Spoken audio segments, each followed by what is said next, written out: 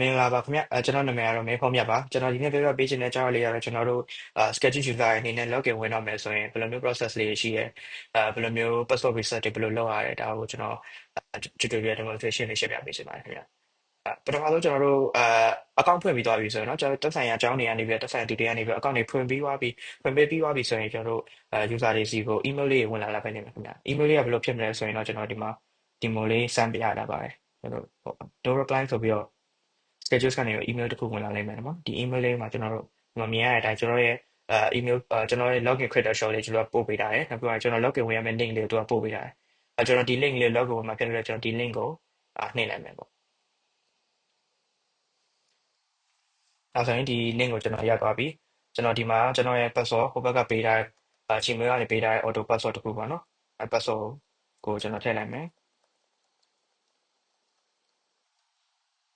ဒီ submit နှိပ်လိုက်မယ်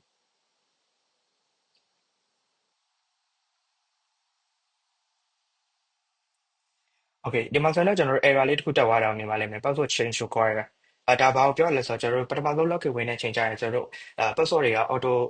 generate လုပ်ပေးတာဖြစ်တဲ့အတွက်user အနေနဲ့ကိုယ်ပိုင် password ကိုပြန်ပြောင်းဖို့လိုရယ်ပေါ့နော်ဆိုတော့သူကပထမဆုံး login ဝင်တဲ့အချိန်မှာဒီလိုမျိုး error လေးပြပေးရဖြစ်ပါတယ်ဆိုတော့ကိုယ်ပိုင် password ပြန်ပြောင်းမယ် password reset လုပ်မယ်ဒါကိုဘယ်လိုလုပ်ရလဲဆိုတော့ကျွန်တော်တို့အခုပြပေးမယ်ရှင်းရှင်းလေးပဲဒီ login page ရဲ့အောက်မှာ reset password ဆိုတဲ့ click လေးရှိတယ်ဒီ click ကိုကျွန်တော်နှိပ်လိုက်မယ်ပြီးသွားရင်သူကကျွန်တော် reset လုပ်ချင်တယ်ကျွန်တော်ရဲ့ schedule account မှာเนาะကျွန်တော်အဲ့ account ကိုကျွန်တော်ပို့ပေးလိုက်မယ်ရေးလိုက်မယ်ပေါ့နော်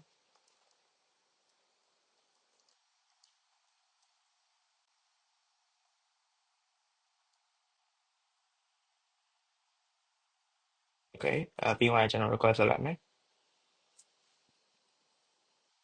ဒါဆိုရင်ဒါ password reset လုပ်ဖို့အတွက်သူက link လေးတစ်ခု email ဘက်ကနေပို့ပေးလိုက်ပြီဆိုရင်ကျွန်တော်ဒါ notification လေးတက်ပေးရပါတော့အဲ့ဒါဆိုကျွန်တော်ဒီဘက်က email ကိုကျွန်တော်ပြန်ဆက်လိုက်မယ်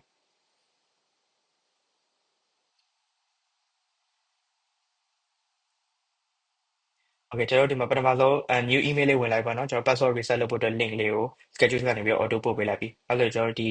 email ကိုသွား check လိုက်မယ် check လိုက်တဲ့အချိန်မှာသူကဒီမှာ information တွေရေးထားတာတော့ဒီ link မှာ password reset ပြန်လုပ်လို့ရပါတယ်ဆိုတဲ့အကြောင်းရေးပြပေးတာပါနော်ဆိုတော့ကျွန်တော်ဒီ link ကိုဝင်လိုက်မယ်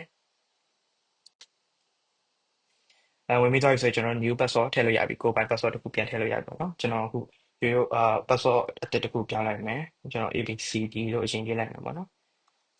ပြီးရင် submit လုပ်လိုက်မယ် new password တစ်ခုထည့်ပြောရပါတော့ကျွန်တော်အဲ့ချိန်မှာကျွန်တော် submit လုပ်လိုက်မယ် submit လုပ်တဲ့အချိန်မှာသူက error တစ်ခုပြပေးတယ်ဒီ error ကဘာကိုပြောရလဲဆိုတော့ကျွန်တော်တို့ password strength ကိုကျွန်တော်တို့ check ထားရပေါ့နော် password ထည့်တဲ့အခါမှာကျွန်တော်တို့အနည်းဆုံးရှစ်လုံးရှိရမယ်ပြီးရှစ်လုံးထဲမှာကျွန်တော်တို့ capital letter တစ်လုံးပါရမယ်နောက်ပြီးရင်special character တစ်ခုပါရမယ်ပြီး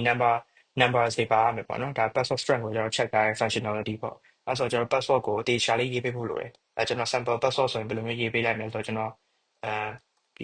PASSWORD 1 2 3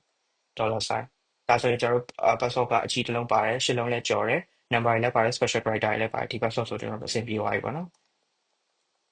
confirm ထည့်လိုက်မယ်ပြီးတော့ကျွန်တော် submit လုပ်လိုက်မယ်အဲ့ဒါဒီမှာမြင်ရတဲ့ password reset က successful ဖြစ်သွားပြီကျွန်တော်တို့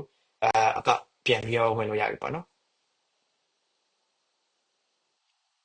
အောက်ပြန်ဝင်တဲ့အချိန်မှာကျွန်တော်အရင် email ကိုထည့်လိုက်မယ်ပြီးသွားရင်တော့password အခုအသစ်လဲထားတဲ့ password ကိုကျွန်တော်ထည့်လိုက်မယ်ပြီးသွားရင် submit လုပ်လိုက်မယ်ဆိုရင် successfully login ကျွန်တော် login ဝင်လို့ရသွားပြီပေါ့နော် password ပြောင်းပြီးရတဲ့အတွက်